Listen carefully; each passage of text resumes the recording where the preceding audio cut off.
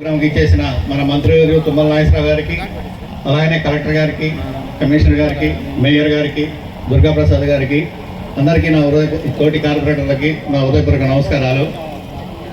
ఈ అలుక్కాలం అనేది మీ అందరికీ తెలుసు. ఇంతకుముందు ఎప్పుడూ ఇబ్బంది రాలేదు, కానీ మొన్న వచ్చిన వరదలకి, ఆగస్టులో వచ్చిన వరదలకి బాగా ఇబ్బంది జరిగింది.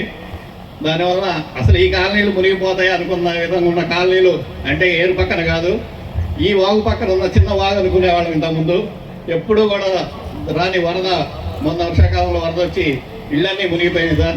మా డివిజన్లోనే దాదాపు 2 కోట్ల నష్టం జరిగింది.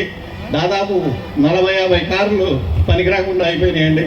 కాకపోతే ఇంత తొందరగా ఈ కాలాన్ని మీరు ఈ విధంగా తీర్చిదిద్దడానికి సమయం తీసుకున్నందుకు మేము కాలనీ తరఫున ధన్యవాదాలు తెలియజేస్తున్నాం సార్. ఇంకొకటి ముఖ్యంగా ఖమ్మం జిల్లా రైతుల తరఫున సార్, మొన్న మీరు చేసిన కృష్ణా గోదావరి అనుసంధానం దాన్ని చేయటం వల్ల రైతులకి చాలా ఉపయోగం జరిగింది సార్.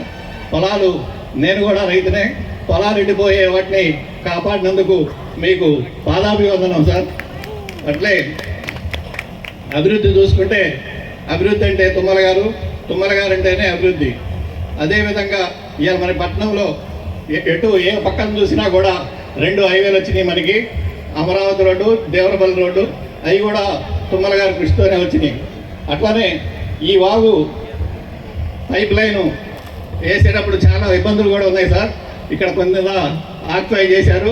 వీటన్నిటిని కూడా ఆక్యుపై చేసిన వాటి మొత్తాన్ని మనం సర్వే పెట్టించి, ఇది ఎన్ని అడుగులు వాగుందో మొత్తం లెక్క ప్రకారం తీసి ఆక్యుపై చేసిన ఇళ్ళు కూడా మా కాలనీ తరఫున మేము కోరుకుంటున్నాం సార్.